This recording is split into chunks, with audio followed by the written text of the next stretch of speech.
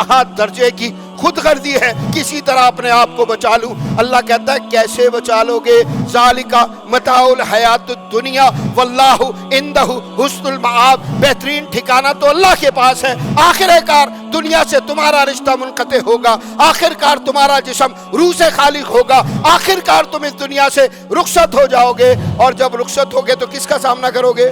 ہدف مقرر کرے زندگی میں، اور وہ ہدف جنت سے بڑھ کر بہتر کوئی نہیں ہو سکتا، جنت سے بڑھ کر بہتر کوئی نہیں ہو سکتا۔ زندگی کی ڈور کب کٹے گی آپ کو نہیں پتا، آپ کی سانس کا آپ کے جسم سے رشتہ کب منقطع ہو جائے گا آپ کو نہیں پتا، ممکن ہے اگلا دن میں اور آپ نہ دیکھ پائیں۔ سورہ آل عمران سے 2 آیات مبارکہ میں نے آپ کے سامنے پیش کی ہیں۔ ان آیات مبارکہ میں اللہ رب العزت نے انسان کی چاہتوں کا احاطہ کیا ہے۔ انسان جو زندگی میں چاہتا ہے، دنیا میں جو اس کی خواہشات ہیں ان کو بیان کیا ہے، اور اس کے بعد بطور خالق بطور مالک بندے کے لیے ایک بہتر پروگرام اور ایک بہتر پلان اپنی طرف سے پیش کیا ہے۔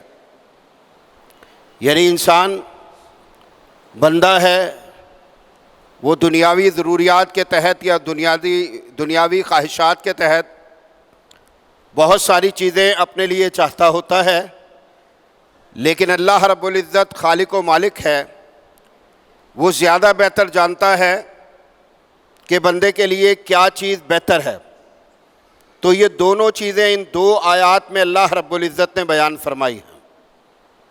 اللہ فرماتا ہے زُيِّنَ لِلنَّاسِ حُبُّ الشَّهَوَاتِ مِنَ النِّسَاءِ وَالْبَنِينَ وَالْقَنَاطِيرِ الْمُقَنطَرَةِ مِنَ الذَّهَبِ وَالْفِضَّةِ وَالْخَيْلِ الْمُسَوَّمَةِ وَالْأَنْعَامِ وَالْحَرْثِ۔ کیا فرمایا رب عالی شان نے کہ کچھ چیزیں ایسی ہیں کہ جن کی محبت کو لوگوں کے دلوں میں مزین کر دیا گیا ہے، یعنی لوگوں کے دلوں میں جن کی چاہتیں موجود ہیں، جن کی انسان خواہش کرتا ہے، اور وہ کون سی چیزیں ہیں؟ فرمایا من النساء والبنین، عورتیں اور بیٹے۔ ابتدا کہاں سے کی؟ عورتیں اور بیٹے، یعنی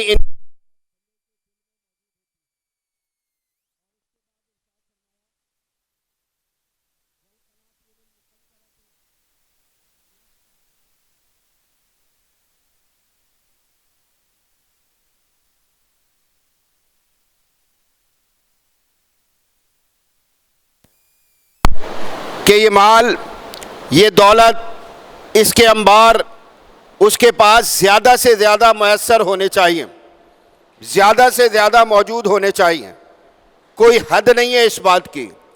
آپ نے دنیا میں لوگوں کو دیکھا ہوگا کہ ان کے اثاثہ جات اس میں مسلسل اضافہ ہو رہا ہوتا ہے، اموال کے ڈھیر لگ رہے ہوتے ہیں، لیکن آپ کو کوئی ایسا بندہ میسر نہیں آیا ہوگا کہ جو یہ کہتا ہو کہ یہاں پر آ کر میری بس ہو گئی ہے، یہاں پر آ کر میں نے اس سلسلے کو روک لیا ہے، اب میں آگے نہیں جاؤں گا، بلکہ مزید محنت مزید محنت مزید محنت۔ میں اکثر لوگوں سے سوال کرتا ہوں کہ ذرا یہ بتائیے کہ بندے کی زندگی میں خسارہ وہ کہاں سے شروع ہوتا ہے؟ تو لوگ کہہ رہے ہوتے ہیں کہ جب بندہ جوان ہو جاتا ہے، جوانی کے عروج پر پہنچتا ہے، اور عروج کے بعد زوال شروع ہوتا ہے، بندے کے اعضاء جواب دینے لگتے ہیں، بڑھاپے کی طرف اس کا سفر شروع ہو جاتا ہے، تو پھر سمجھ لیجئے کہ زوال شروع ہو چکا ہے۔ میں کہتا ہوں یہ بات ٹھیک نہیں ہے۔ بات ٹھیک کون سی ہے؟ پہلا سیکنڈ کہ جس میں انسان اس دنیا میں جنم لیتا ہے، وہاں سے خسارہ شروع ہوتا ہے۔ فرض کر لیجئے آپ کی عمر 60 سال ہے، تو پہلے سیکنڈ کے بعد آپ کی عمر 60 سال نہیں ہے، اس میں سے 1 سیکنڈ ختم ہو چکا ہے، پھر 1 منٹ، اور 1 منٹ کے بعد 1 گھنٹہ، اور 1 گھنٹے کے بعد 1 دن، اور دن کے بعد ہفتہ، مہینہ، سال۔ اسی طرح سے بندہ جو ہے وہ اپنی عمر میں خسارہ جو ہے اس کے بڑھتا چلا جاتا ہے، یہاں تک کہ یہ عمر ختم ہو جاتی ہے۔ لیکن آپ نے کسی کو نہیں دیکھا ہوگا کہ جو یہ کہتا ہو کہ ہاں جی میں نے بہت کچھ حاصل کر لیا، میں نے بہت کچھ جمع کر لیا، میرے پاس بہت کچھ ہو چکا ہے۔ اب آگے نہیں چلوں گا۔ اللہ کہتا ہے چیزوں کی محبت دل میں موجود ہے، عورتوں کی، بیٹوں کی، اور پھر سونے اور چاندی کے ڈھیر کی، اور پھر فرمایا والخیل المسومہ، نشان زدہ گھوڑے جو ہیں ان کی، اس کے دل میں چاہت موجود ہوتی ہے۔ عصر حاضر میں جو اس بات کو سمجھتا ہوں کہ آپ نے دیکھا ہوگا بڑا اچھا آدمی ہوتا ہے، کہیں سے کوئی آفر آ جائے، کہیں سے کوئی امکان پیدا ہو جائے کہ ہاں کوئی ذمہ داری ملنے لگی ہے، کوئی گاڑی ملنے لگی ہے، گاڑی پر جھنڈا جو ہے وہ لگا ہوگا، پھڑپھڑاتا ہوگا، اس جھنڈے کے ساتھ خصوصی حیثیت جو ہے وہ بندے کو دنیا میں حاصل ہوگی۔ اب آپ اسپیشل ہو چکے ہیں، آپ کے لیے گاڑیاں رکیں گی، آپ کے لیے ٹریفک جام کیا جائے گا، آپ کے آگے پیچھے اسکارٹ چلتا ہوگا، اور یہ سارے کام آپ کے ساتھ ہوتے ہوں گے، تو بندہ بہت کچھ چھوڑنے کے لیے، اس جھنڈے کے حصول کے لیے، اس نشان کے لیے بہت کچھ چھوڑنے کے لیے تیار ہو جاتا ہے۔ اللہ فرماتا والخیل المسومہ، پھر فرمایا والانعام والحرث، اور جانوروں کے بہت بڑے بڑے ریوڑ، اور اس کے ساتھ بہت ساری کھیتیاں، یعنی زمینیں آپ دیکھتے چلے جائیں، ہزاروں ایکڑ زمین ہو، لاکھوں ایکڑ زمین ہو، زمینوں کی تعداد بڑھتی چلی جائے، مسلسل اس میں اضافہ ہوتا چلا جائے، لیکن نہ بندے کی حرص ختم ہوتی ہے نہ ہوس ختم ہوتی ہے۔ یہ ساری چیزیں انسان چاہتا ہے۔ اللہ فرماتا ہے یہ کون چاہتا ہے؟ یہ انسان چاہتا ہے۔ اللہ اکبر۔ لیکن ایک جملہ اس کے بعد رب عالی شان کا فرمایا ذالک متاع الحیات الدنیا، کہ یہ تو دنیا کی زندگی کا سامان ہے۔ اس ایک جملے نے انسان کی یہ جو ساری زندگی کی چاہتے ہیں ان کا رد کر دیا، صرف ایک جملے نے، کہ ذالک متاع الحیات الدنیا، کہ یہ تو دنیا کی زندگی کا سامان ہے۔ ہاں جی، سانس کی ڈوری بندے کی جب ٹوٹ جاتی ہے تو اس کے بعد ملکیت اس کی رہتی ہے؟ یقینی طور پر نہیں رہتی۔ اب یہ مالک ہے؟ یقینی طور پر نہیں ہے۔ ہاں جی، اب تو وراثت ہوگی، وراثت لوگوں کی طرف چلی جائے گی، اور یہ خالی ہاتھ ہے، اور خالی ہاتھ اللہ رب العزت کے حضور حاضر ہوگا۔ نہ اس کا بنگلہ ہے، نہ اس کی کوٹھی ہے، نہ اس کی جائیداد ہے، نہ اس کی گاڑیاں ہیں، نہ اس کا بینک بیلنس ہے، اور نہ کوئی اس کا جمع جتھا اس کے ساتھ ہے، کچھ بھی موجود نہیں ہے۔ اب یہ خالی ہاتھ اللہ رب العزت کے حضور حاضر ہوگا۔ اب حاضری جب لگے گی تو پچھلی چیزوں میں سے کوئی بھی چیز اس کے پاس موجود نہیں ہوگی۔ ذالک متاع الحیات الدنیا، یہ تو دنیا کی زندگی کا ساز و سامان ہے۔ اللہ کہتا ہے واللہ عندہ حسن المآب، بہترین ٹھکانہ تو ہمارے پاس ہے۔ کیا پتا چلا؟ کیا پتا چلا؟ ایک دھوکہ تھا، ایک دھوکہ تھا۔ کل نفس ذائقۃ الموت وانما توفون اجورکم یوم القیامہ فمن زحزح عن النار وادخل الجنۃ فقد فاز وما الحیات الدنیا الا متاع الغرور۔ ایک دھوکہ تھا کہ یہ سب کچھ میرا، یہ سارا کچھ میرا، یہ جمع جتھا میرا، یہ بینک بیلنس میرا، یہ گاڑی بنگلہ میرا، اور جو کچھ سامنے دکھائی دے رہا ہے، کاغذات کے ڈھیر لگے ہوئے ہیں، فائلوں کی فائلیں جمع کی ہوئی ہیں، الماریاں بھری ہوئی ہیں، نہ جانے کتنا ہے، مجھے معلوم نہیں ہے۔ لیکن یاد کر لیجئے کہ جب پہنچا رب عالی شان کے سامنے تو پھر کیا ہے کہ یہ دھوکہ ہے۔ اللہ کہتا ہے یہ دھوکہ ہے، اللہ کہتا ہے یہ دنیا کی زندگی کا سامان ہے۔ واللہ عندہ حسن المآب، بہترین ٹھکانہ تو ہمارے پاس ہے۔ اور وہ ٹھکانہ کون سا ہے؟ آپ اپنے ارد گرد لوگوں کو دیکھنا شروع کر دیجئے، وہ اپنا لائف اسٹائل اس کو مسلسل امپروو کرنے کی کوشش کر رہے ہوتے ہیں۔ ہاں جی، وہ اپنا لیونگ اسٹینڈرڈ اس کو مسلسل امپروو کرنے کی کوشش کر رہے ہوتے ہیں۔ آپ 100 گز کے مکان میں رہتے ہیں، آپ 200 میں جانا چاہتے ہیں، آپ 200 میں رہتے ہیں، آپ 300 500 700 1000، اور اگر آپ 1000 میں رہتے ہیں 1500 2000، جو 2000 میں رہتا ہے وہ کسی فارم ہاؤس میں جا کے رہنا چاہتا ہے۔ یعنی بالکل اگر آپ لوگوں کی کیفیت دیکھیں گے تو بالکل اسی طرح کی ہے۔ لیکن مسئلہ تو اسی طرح کا ہے کہ آپ کہیں بھی کسی بھی جگہ کتنی بھی بڑی جگہ پر رہتے ہیں، آپ اپنی بہت بڑی جاگیر میں رہتے ہیں، یہ جاگیر ایک دن آئے گا، آنکھ بند ہوگی، اور اس کے بعد یہ جاگیر آپ کی نہیں ہے۔ اللہ فرماتا ہے واللہ عندہ حسن المآب، بہترین ٹھکانہ ہمارے پاس ہے۔ ابتدائی طور پر آپ بہت بڑے صاحب ہیں، آپ بہت بڑے سیٹھ ہیں، آپ بہت بڑے زمیندار ہیں، آپ اس دنیا میں بہت بڑے بادشاہ اور حکمران ہیں، آپ کا مقدر جو ہے 6 فٹ کی ایک عدد جو ہے وہ قبر ہے، اس کے علاوہ کچھ نہیں۔ اور اس کے بعد اللہ نے کیا فرمایا؟ اللہ فرماتا قل اعنبئکم بخیر من ذالکم، کہ یہ تو تم دیکھتے رہے، یہ تو تم سوچتے رہے، یہ تو تم حاصل کرنا چاہتے تھے، یہ تو سارے پلان دنیا میں تم نے بنائے تھے، لیکن اب ہم تمہیں بتاتے ہیں کہ جو اس سے بہت زیادہ بہتر ہے۔ اے محمد صلی اللہ علیہ وسلم ان کو ارشاد فرما دیجئے کہ ہمارے پاس جو ہے وہ اس سے بہت زیادہ بہتر ہے۔ اور کن لوگوں کے لیے؟ اس کے لیے بہت زیادہ دنیا میں ہوشیاری نہیں چاہیے، اس کے لیے بہت زیادہ دنیا میں تعلیم نہیں چاہیے، اس میں دنیا میں بہت زیادہ ڈگریاں نہیں چاہیے، اس کے لیے بندے کو دنیا میں بہت زیادہ مال جو ہے وہ دولت نہیں چاہیے، دنیاوی مرتبہ اور مقام نہیں چاہیے۔ اللہ فرماتا ہے للذین اتقوا، ان لوگوں کے لیے جو اللہ سے ڈرنے والے۔ میری بات یاد رکھ لیجئے گا، ربیع الاول کا مہینہ ہے، ربیع الاول کا محمد صلی اللہ علیہ وسلم کی سیرت و سنت پر بہت ساری بات ہو رہی ہوگی، اللہ کے نبی کی سیرت پر بہت زیادہ بات کی جا رہی ہوگی، لیکن ہماری ایک بدقسمتی ہے، اور وہ بدقسمتی کیا ہے کہ ہم محمد صلی اللہ علیہ وسلم کی سیرت کو وہاں سے شروع نہیں کر پاتے کہ جہاں سے شروع کیا جانا چاہیے۔ اور کہاں سے شروع کیا جائے گا؟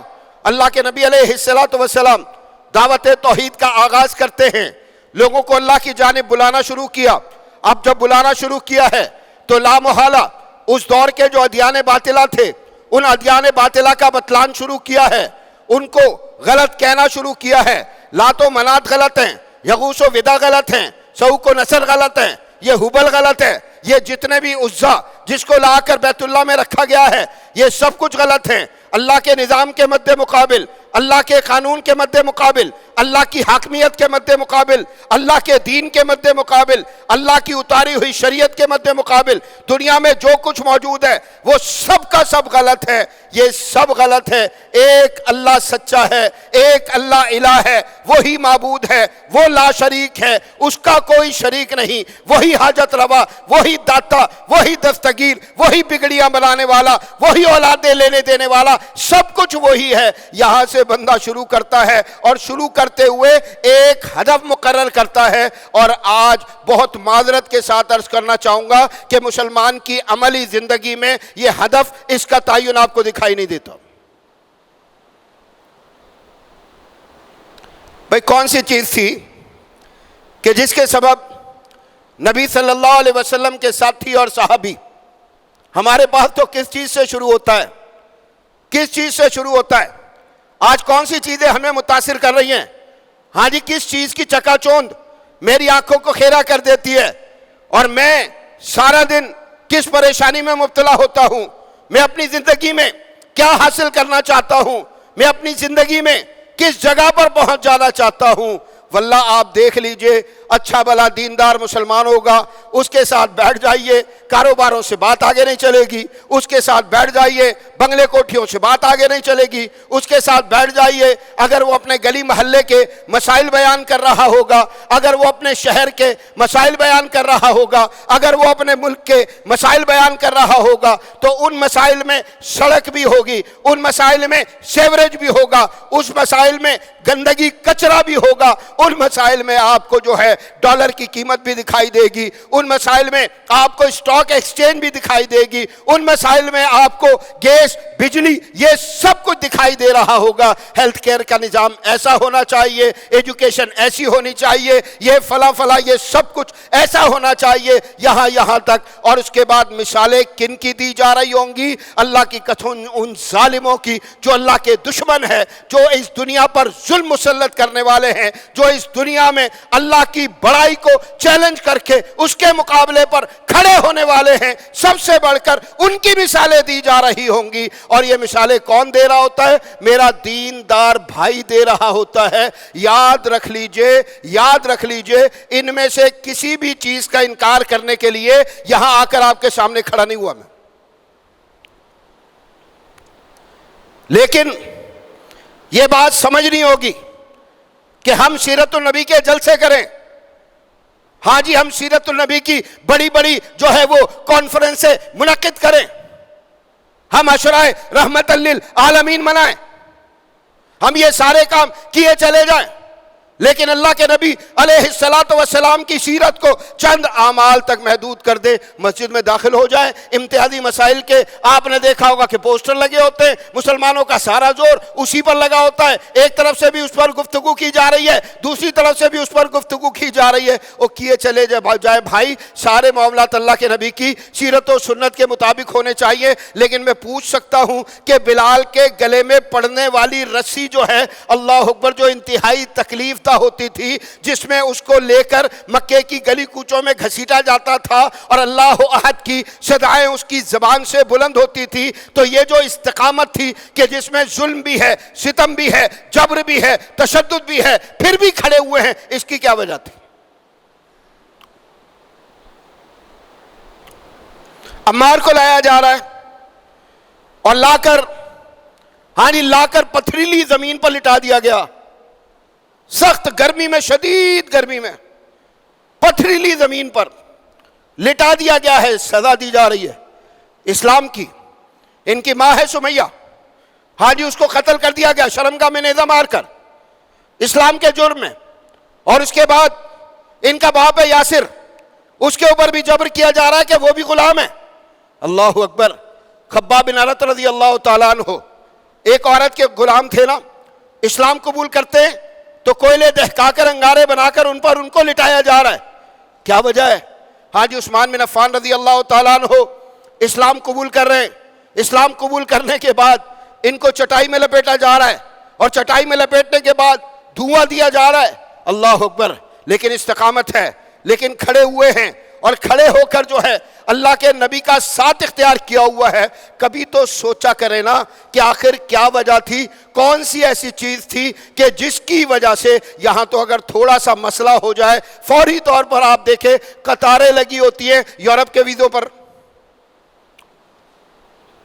بھائی آپ کے لوگ اس وقت پریشانی میں، آپ کا ملک اس وقت پریشانی میں، آ کر اگر آپ کو اللہ نے کوئی حیثیت دی ہے تو بے حیثیت لوگوں کے ساتھ کھڑے ہو جائیں، آ کر اس امت کو، اس ملت کو اللہ اکبر مضبوط سے مضبوط تر کریں کہ جس سے جڑے بغیر دنیا میں آپ کے لیے کسی بھی طور فلاح ممکن نہیں ہے اور آخرت میں کامیابی ممکن نہیں ہے۔ میں کہتا ہوں یہ کوئی بھی کام ہم نہیں کر رہے ہوتے، ہر بندے کو اپنی فکر ہے، یا تو حالات خراب ہے، بنگلہ دیش کی طرف دوڑ لگا دی کہ اس کی معیشت یوں جا رہی ہے، اچھا پہلے یوں جا رہی تھی اب یوں جا رہی ہے،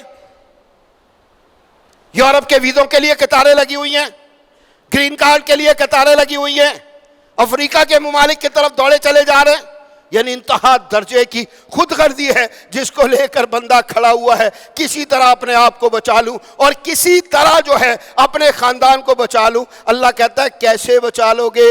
ذالک متاع الحیات الدنیا واللہ عندہ حسن المآب، بہترین ٹھکانہ تو اللہ کے پاس ہے، آخر کار دنیا سے تمہارا رشتہ منقطع ہوگا، آخر کار تمہارا جسم روح سے خالق ہوگا، آخر کار تم اس دنیا سے رخصت ہو جاؤ گے، اور جب رخصت ہوگے تو کس کا سامنا کرو گے؟ ایک جملہ کہتے تھے میرے محمد صلی اللہ علیہ وسلم، ایک جملہ عمار کے برابر سے گزرتے ہوئے، سمیہ کے برابر سے، سمیہ کو دیکھ رہے ہیں، ابو جہل لا کر چوک چوراہے پر آزمائش قرار دیکھ رہے ہیں، اسی طرح یاسر کو دیکھ رہے ہیں، ایک جملہ کہتے تھے، اور وہ جملہ کیا تھا؟ صبر علی یاسر ان موعدکم الجنہ، آل یاسر صبر کرو، اللہ تعالیٰ نے تمہارے لیے جنت تیار کی ہے۔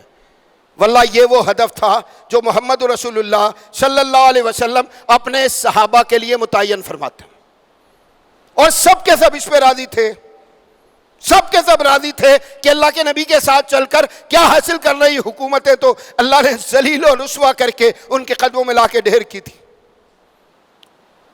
یہ دنیا میں قیادتیں، ریاستیں، یہ سب کچھ اللہ نے ذلیل کر کے لا کے ان کے قدموں میں ڈھیر کیا تھا۔ لیکن اس سے پہلے آزمائش کی ایک طویل طویل طویل داستان ہے کہ جس کو آپ دیکھ رہے ہیں، لوگ کٹ رہے ہیں، لوگ لٹ رہے ہیں، لوگ پٹ رہے ہیں، اموال چھینے جا رہے ہیں۔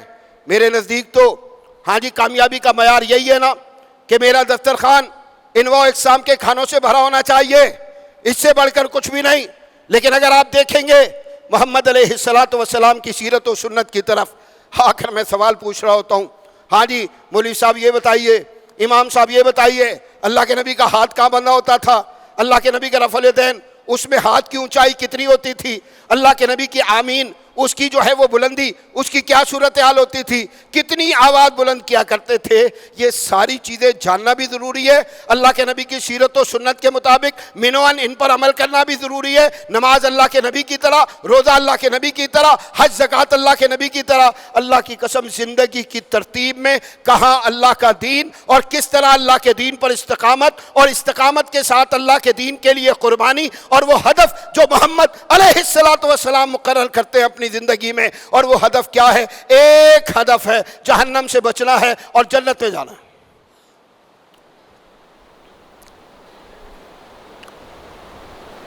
انفراسٹرکچر کی بات کریں گے نا آپ کے 2.5 کروڑ کے شہر میں نہیں ہوگا, آپ کے 2.5 کروڑ کے شہر میں نہیں ہوگا, لیکن کوالالمپور میں تو ہے.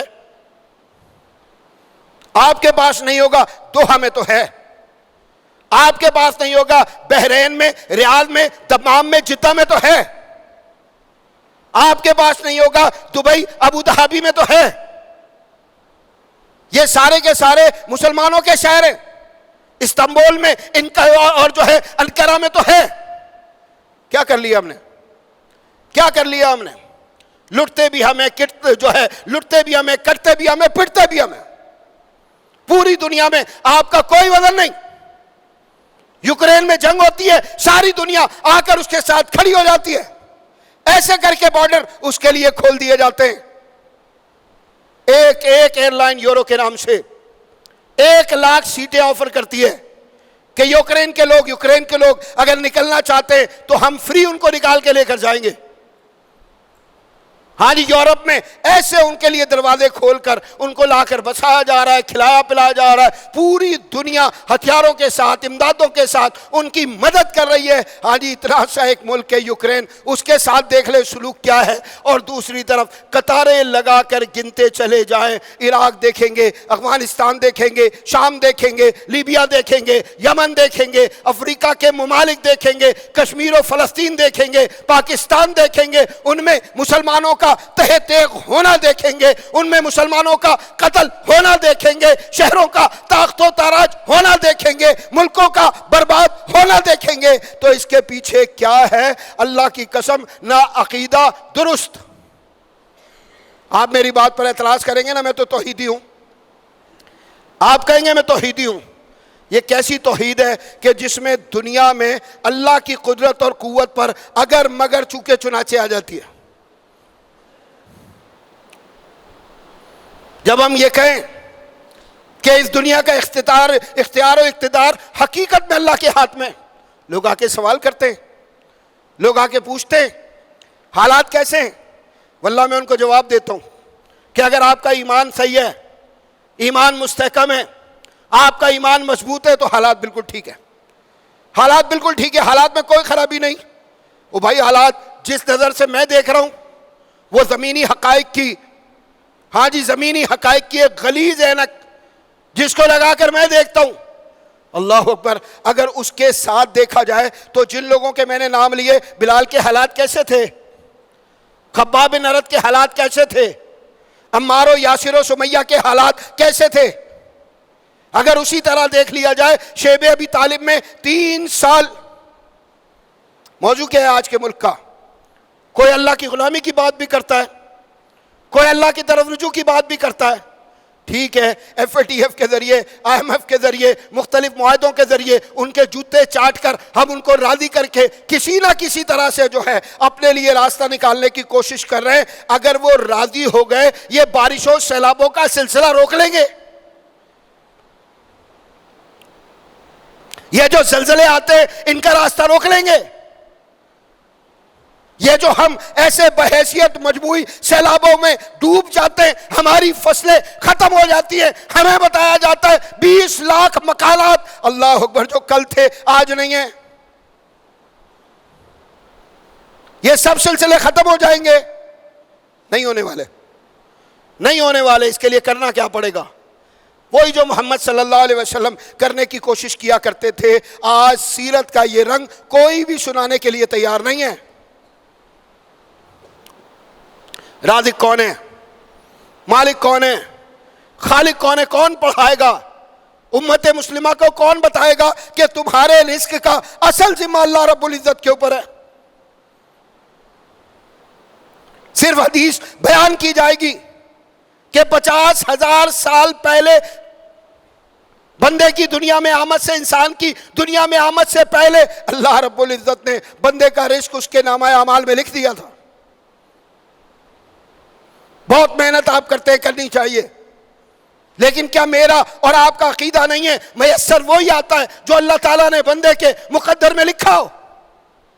لیکن آپ دیکھ لیجئے، مادیت کوٹ کوٹ کے آج امت مسلمہ کے دلوں میں بھری ہوئی آپ کو دکھائی دیتی ہے، اور وہی جو اللہ نے بیان کیا، زُيِّنَ لِلنَّاسِ حُبُّ الشَّهَوَاتِ مِنَ النِّسَاءِ وَالْبَنِينَ وَالْقَنَاطِيرِ الْمُقَنطَرَةِ مِنَ الذَّهَبِ وَالْفِضَّةِ وَالْخَيْلِ الْمُسَوَّمَةِ وَالْأَنْعَامِ وَالْحَرْثِ۔ کیا چاہ رہے ہم؟ اللہ اکبر۔ میں کہتا ہوں دیکھنا چاہیے۔ اب آپ محمد رسول اللہ صلی اللہ علیہ وسلم کی سیرت کے پڑھنے چاہیے۔ راضی کرنے کی بہت کی ہے نا ہم نے لوگوں کو کوشش۔ آج ایک بہت بڑا اعلان ہوگا، اور وہ اعلان کیا ہے؟ آج شام کو بتایا جائے گا کہ FATF کی گرے لسٹ سے ہم نکل گئے۔ ہاں جی، ہوگا نا اعلان، ہونے جا رہا ہے، آج ہی ہونے جا رہا ہے۔ اور اس کے بعد راوی چین ہی چین لکھے گا، سڑکیں سیدھی ہو جائیں گی، پل سارے بن جائیں گے، سیوریج کا نظام پورے پاکستان کا ٹھیک ہو جائے گا، ڈالر جو ہے اللہ اکبر وہ گرے گا، گرتا چلا جائے گا، اور وہ وقت آئے گا کہ روپیہ اس سے اوپر ہو جائے گا۔ یعنی اس ایک اعلان کے ساتھ واللہ میری بات یاد رکھ لیجئے گا، رب عالی شان کا فرمان کبھی بھی غلط نہیں ہو سکتا۔ وَلَن تَرْضَىٰ عَنْكَ الْيَهُودُ وَلَا النَّصَارَىٰ حَتَّىٰ تَتَّبِعَ مِلَّتَهُمْ۔ کیا فرمایا؟ کہ یہ تو راضی ہونے والے ہیں ہی نہیں، کہ جب تک تم ان کی ملتوں میں شامل نہ ہو جاؤ یہ تم سے راضی کیسے ہوں گے؟ کس کو راضی کرنا ہے؟ اس کا فیصلہ آج کے مسلمان کو لازمی طور پر میرے محترم بھائیوں کرنا پڑے گا۔ شیب ابی طالب میں اللہ کے نبی علیہ السلام کتنے عرصے جو ہے وہ محاصرے میں تھے؟ 3 سال۔ آٹا مہنگا ہوگا لیکن مل تو رہا ہے، چینی مہنگی ہوگی لیکن مل تو رہی ہے، آپ کے پاس آئل اس کی قیمت بڑھ گئی ہوگی لیکن میسر تو ہے، پٹرول، بجلی، اللہ اکبر۔ آج تو زندگی ان کے بغیر نہیں ہے نا، لیکن یہ ساری چیزیں میسر ہیں اور لوگ اوکھے سوکھے ہو کے لے بھی رہے۔ 3 سال میرے محمد صلی اللہ علیہ وسلم کا سماجی معاشی بائیکاٹ ہوتا۔ کیوں کیا جا رہا تھا یہ جو قوانین لا کر ہمارے اوپر مسلط کیے جاتے؟ پچھلے دنوں آپ نے دیکھا کہ یہ ہمارے بدبخت سیاستدان چھپتے چھپاتے جو ہے وہ ٹرانسجنڈر ایکٹ منظور کروا رہے تھے۔ آپ کا کیا خیال ہے کہ یہ ان کی خواہشات کے مطابق تھا؟ یقینی طور پر نہیں۔ عدالت میں مقدمہ پیش ہوتا ہے، وہاں پر جا کر سوال ہوتا ہے تو پتہ چلتا ہے کہ مغرب کی طرف سے قانون بنایا لا کر مسلط کیا گیا، اور اس کی بنیادی وجہ کیا ہے کہ گھروں سے کھینچ کر اللہ کے دین کو نکال دیا جائے۔ شرم و حیا کا تصور گھروں سے اللہ اکبر کھینچ کر باہر پھینک دیا جائے، بے غیرتی، بے حیائی، فحاشی اور عریانی کو مسلمانوں کے معاشروں کا حصہ بنا دیا جائے۔ اس کے علاوہ کیا تھا؟ اور یہ ساری چیزیں آپ ماننے پر مجبور ہیں، ان کے حکم پر۔ یہ جو شکے پڑھ رہے ہوتے ہیں آپ، 36 پوری ہو گئی، 37 پوری ہو گئی، 38 پوری ہو گئی، 40 پوری ہو گئی، اللہ اکبر۔ میں کہتا ہوں کوئی ان سے سوال کرے گا، ہم تو دہشت گرد ہیں دنیا کے بہت بڑے، لیکن ابھی فرانس پر سوال اٹھا کہ ان کی ایک سیمنٹ فیکٹری ہے جس کا نام لافارز ہے، لافارز سے ثابت ہوا کہ اس نے فنڈنگ کی تھی شام میں داعش کو، اور اس کا انکشاف ہم نے نہیں کیا، امریکیوں نے کیا، اور اس کے بعد امریکیوں نے کوئی $70 کروڑ ان کے اوپر جرمانہ لگا دیا۔ یعنی کٹنے والے کون؟ لاکھوں شامی قتل ہوئے، لاکھوں شامی قتل ہوئے. اگر آپ ایریل ویو ادلب کا دیکھیں گے، حلب کا دیکھیں گے، الیپو کا دیکھیں گے، موصل کا دیکھیں گے، کیا دکھائی دے گا؟ کھنڈرات. یعنی کل کے ہنستے بستے جو شہر ہیں وہ کھنڈر میں کی صورت میں تبدیل ہو چکے ہوں گے. لاکھوں لوگ قتل ہوئے. لوگ سمندر کے راستے یورپ پہنچنے کی کوشش کر رہے تھے. چھوٹی چھوٹی بوٹس، چھوٹی چھوٹی جو ہے وہ کشتیاں ان کے ذریعے، اور سمندر برد ہوتے ہیں. ایسے بچوں کی لاشیں بہتی ہوئی آ کر ساحلوں پر لگتی ہیں. اللہ اکبر. ایک کروڑ سے زیادہ لوگوں نے ہجرت کی. 1 کروڑ سے زیادہ لوگوں نے ہجرت کی.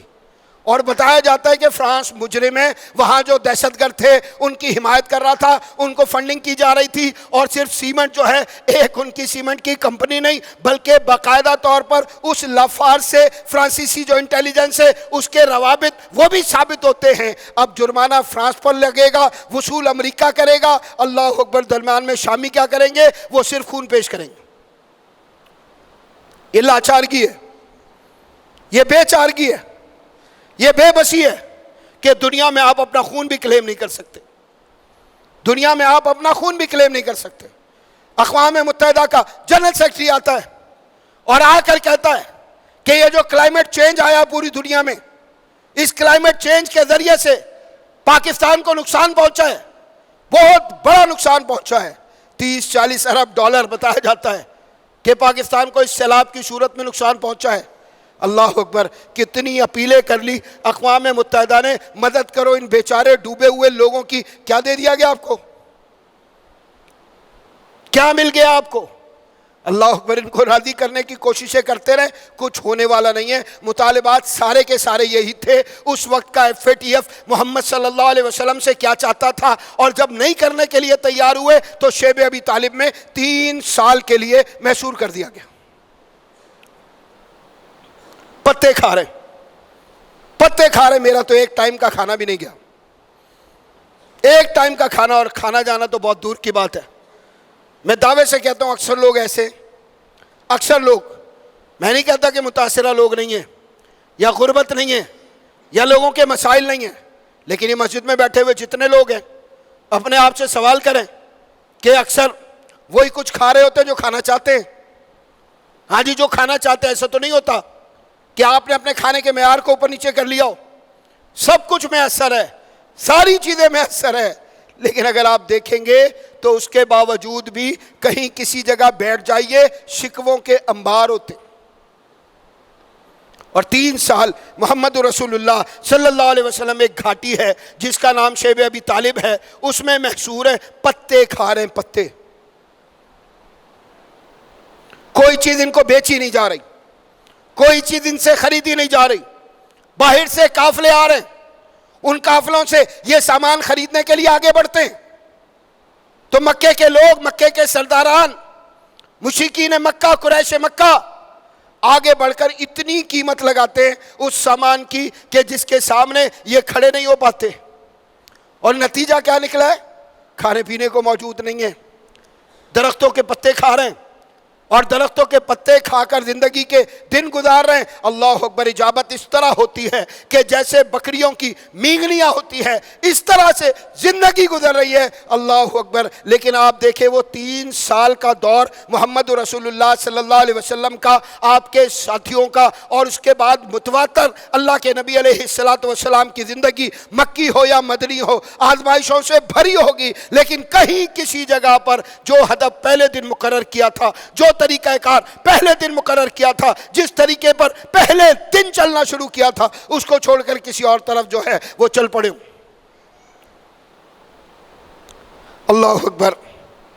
میرے بھائیوں، یاد رکھ لیجئے اپ اینڈ ڈاؤنس تو آتے رہتے ہیں، اپ اینڈ ڈاؤنس تو آتے رہتے. دنیا کبھی ایک رخ پر ہوتی ہے، کبھی دوسرے رخ پر ہوتی ہے. ہاں جی، کبھی ایک رخ پر ہوتی ہے اور کبھی دوسرے رخ پر ہوتی ہے.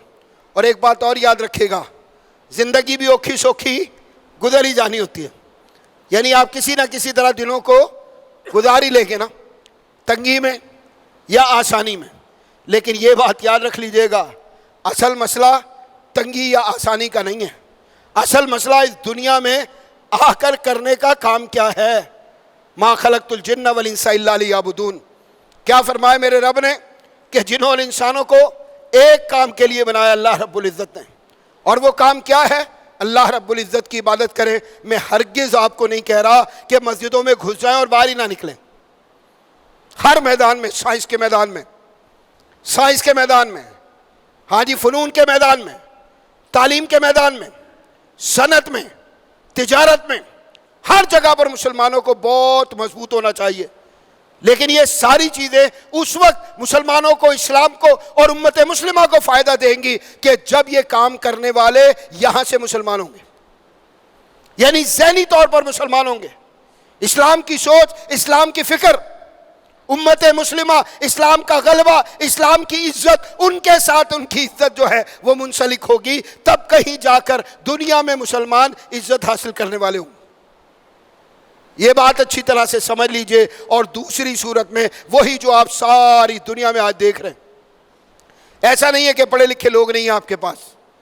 یہ کوئی کہتا ہے تو غلط کہتا ہے. وہ غلط کہتا ہے. وہ لاکھوں تو وہ ہوں گے جو آپ کے ملک کو چھوڑ کے ان کے پاس چلے گئے ہوں گے.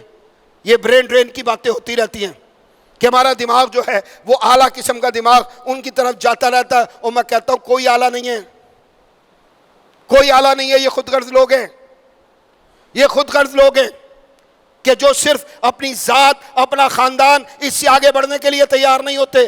ہاں، آپ دنیا میں مقام حاصل کریں، دنیا میں مرتبہ حاصل کریں، دنیا میں سب سے زیادہ اونچی جگہ پر جا کر بیٹھ جائیں، لیکن یہ تصور ذہن میں موجود ہو یہ عزت، مقام اور مرتبہ کس نے دیا ہے؟ اور جس نے دیا ہے اس کے لیے استعمال ہوگا. اور یہی کرتے تھے میرے محمد رسول اللہ صلی اللہ علیہ وسلم کے صحابہ رضی اللہ عنہم. اور جب تک یہ کرتے رہے آپ دیکھ لیجئے دنیا میں مسلمانوں کا بول بالا رہا ہے. ہم تو یونیورسٹیوں کو گنتے رہتے ہیں کہ کون سے نمبر پر ہماری یونیورسٹی ہے. دنیا میں تعلیم میں ہم کس جگہ پر ہیں. آپ کو پہلے نمبر پر ہونا چاہیے، اس کا انکار نہیں کرتے. لیکن اس حالت میں اگر آپ پہلے نمبر پر ہوں گے صرف لٹریسی ریٹ کے ساتھ دنیا میں آگے بڑھنا ممکن نہیں ہے. سری لنکا دنیا کا ایک ملک ہے کہ جس میں لٹریسی ریٹ دنیا کے سب سے زیادہ پڑھے لکھے ملکوں کے برابر ہے. لیکن آج جو اس کا حشر نشر ہے وہ آپ کے سامنے راستے سیدھے کرنے پڑیں گے. کیا فرمایا اللہ رب العزت نے؟ قل اعنبئکم بخیر من ذالکم للذین اتقوا عند ربہم جنات تجری من تحتہا الانہار. کیا فرمایا محمد صلی اللہ علیہ وسلم؟ ہاں جی، ایک ترتیب ان کے ذہن میں، ایک ترتیب ان کے ذہن میں، کچھ خواہشات ان کے ذہن میں. آپ ہماری طرف سے ان کو ہمارا پروگرام بتا دیجئے. اور وہ کیا ہے بھلا؟ وہ پروگرام کیا ہے؟ قل اعنبئکم بخیر من ذالکم، کہ جو کچھ آپ کے پاس ہے اس سے یقینی طور پر ہمارا پروگرام جو ہے وہ زیادہ بہتر ہے. اور کن لوگوں کے لیے؟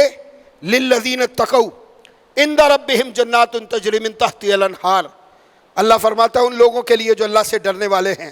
سب سے بڑا وصف کیا تھا محمد صلی اللہ علیہ وسلم کا؟ حدیث سنی ہوگی نا، اللہ کے نبی فرماتے ہیں کہ میں تم میں سب سے زیادہ اللہ سے ڈرنے والا ہوں. یہ وصف کس کا تھا؟ اللہ کے نبی کا. بالکل اسی طرح صحابہ رضی اللہ تعالی عنہم، اگر ان کو آپ دیکھیں گے تو ان کی کیفیت بھی یہی تھی کہ سب سے بڑھ کر اللہ رب العزت سے ڈرنے والے تھے. ہاں جی، کیا فرماتا اللہ؟ للذین اتقوا عند ربہم جنات تجری من تحتہا الانہار. اصل ہدف جنت کا حصول ہے. یہ 55-60 سال کی زندگی پاکستان کی اوسط عمر. آخری ایک بات آپ کو کرنا چاہتا ہوں، یقین کیجئے یہ بہت بڑے بڑے بت ہیں جو دنیا میں ٹوٹنے جا رہے ہیں. ممکن ہے موجودہ صورتحال میں آپ کو یہ بات سمجھ میں نہ آئے، لیکن انشاءاللہ اللہ آپ کو دکھائے گا بھی، اللہ آپ کو سمجھائے گا بھی. اور اگر آپ نے نہیں دیکھا تو آپ کے بچے تو لازمی طور پر دیکھیں گے.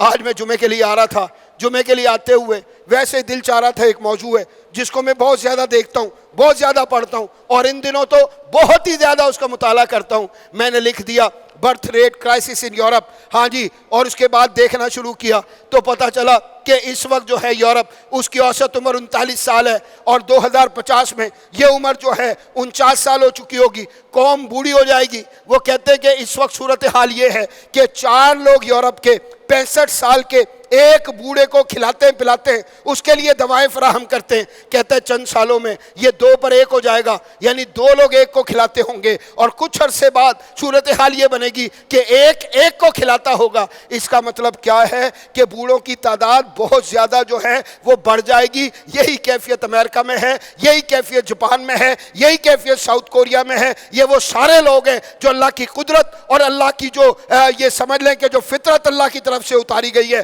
اس کے مخالفت میں گئے تھے، اور انہوں نے کہا تھا نہیں بچے نہیں پیدا کرنے، دنیا بھوکی مر جائے گی۔ اب دنیا بھوکی مرے یا نہ مرے، لیکن یہ ضرور بھوکے مرنے جا رہے ہیں، یہ ضرور بھوکے مرنے جا رہے ہیں۔ میری بات کو چیلنج کریں اور جا کر میں کہہ رہا ہوں آپ دیکھ لیجئے۔ اللہ اکبر۔ ایک اور جگہ میں پڑھ رہا تھا کہ 2029 میں ہر روز امریکہ میں 65 سال کے لوگوں کی تعداد میں 10,000 کا اضافہ ہوگا۔ اس کا کیا مقصد ہے؟ 3 لاکھ لوگ ہر مہینے ہاں جی ان کی عمر 65 ہو جائے گی، 1 سال میں 36 لاکھ لوگ ہو جائیں گے۔ اس کا مطلب کیا ہے؟ ہم کہتے ہیں ہمارا ہیلتھ کیئر کا نظام اچھا نہیں ہے، لوگ جلدی مر جاتے ہیں۔ واللہ میں پڑھ رہا تھا، آج میرے پاس وہ لنک بھی موجود ہے، اگر کوئی چاہے گا تو دے دوں گا۔ وہ کہہ رہے تھے ہاں جی ایک امریکن ویب سائٹ لکھتی ہے، وہ کہتی ہے ویسے تو بڑی اچھی بات ہے کہ یہ بتایا جائے کہ لوگوں کی عمر میں اضافہ ہو گیا، کہتا ہے لیکن ایک حوالے سے یہ بڑی فکر مندی والی بات ہے، جب عذاب اللہ کی طرف سے اتر رہے ہوتے ہیں، میں نے کیا یا نہ کیا اللہ تو لازمی کرتا ہے۔ یہ جو دنیا پر ظلم کرتے رہے ان 10 20 50 سالوں میں، یہ جو قتل عام کرتے رہے بے گناہ لوگوں کا، یہ جو خون بہاتے رہے اللہ کے بندوں کا، یہ جو دنیا پر جبر مسلط کرتے رہے، اللہ کی قسم میں کچھ نہ کر پاؤں، میرا رب تو لازمی کرے گا، میرا رب تو لازمی کرے گا۔ یہ بات یاد رکھ لیجئے۔ ہاں جی وہ کہتے ہیں کہ عمر اگر تھوڑی سی بڑھ جائے تو یہ فائدے والی بات ہے، لیکن ان حالات میں یہ ہرگز فائدے والی بات نہیں ہے۔ اس کی وجہ کیا ہے کہ جب عمر بڑی ہوتی ہے، ان کی اوسط عمر کتنی ہے؟ 77 سے 80 سال، ہماری کتنی ہے؟ 55 سے 60 سال۔ وہ کہتے ہیں کہ جتنی زیادہ عمر بڑی ہوتی ہے پینشن مسلسل دینی پڑتی ہے، ان کی صحت کا خیال کرنا پڑتا ہے، ان پر خرچے کرنے پڑتے ہیں، جس سے معیشت پر بوجھ جو ہے وہ بڑھتا چلا جاتا ہے۔ آمدن والے ہاتھ جو آمدن لانے والے ہیں وہ کم ہو رہے ہیں، خرچ کرنے والے بڑھتے چلے جا رہے ہیں، نتیجہ تباہی اور بربادی ہے۔ اور میں اپنے رب پر بھروسہ کرتا ہوں انشاءاللہ، اور بھروسہ کر کے کہتا ہوں کہ تباہی اور بربادی انشاءاللہ ان کا مقدر ہے۔ اللہ فرماتا ہے للذین اتقوا عند ربہم جنات تجری من تحتها الانہار۔ ہدف مقرر کرے زندگی میں، اور وہ ہدف جنت سے بڑھ کر بہتر کوئی نہیں ہو سکتا، جنت سے بڑھ کر بہتر کوئی نہیں ہو سکتا۔ زندگی کی ڈور کب کٹے گی آپ کو نہیں پتا، آپ کی سانس کا آپ کے جسم سے رشتہ کب منقطع ہو جائے گا آپ کو نہیں پتا، ممکن ہے اگلا دن میں اور آپ نہ دیکھ پائیں۔ اللہ فرماتا ہے ان لوگوں کے لیے جو اللہ سے ڈرنے والے ہیں جنتیں ہیں، اور پھر فرمایا خالدین فیہا، اس میں داخل کیے جائیں گے، وازواج مطہرۃ، پاک صاف بیویاں ہوں گی وہاں پر، ورضوان من اللہ، اور اللہ رب العزت کی رضا، واللہ بصیر بالعباد، اور اللہ بندوں کو خوب دیکھنے والا ہے۔ اللہ ہمیں بات کو سمجھنے اور سمجھ کر عمل کرنے کی توفیق عطا فرمائے۔ جزاکم اللہ خیرا کثیرا۔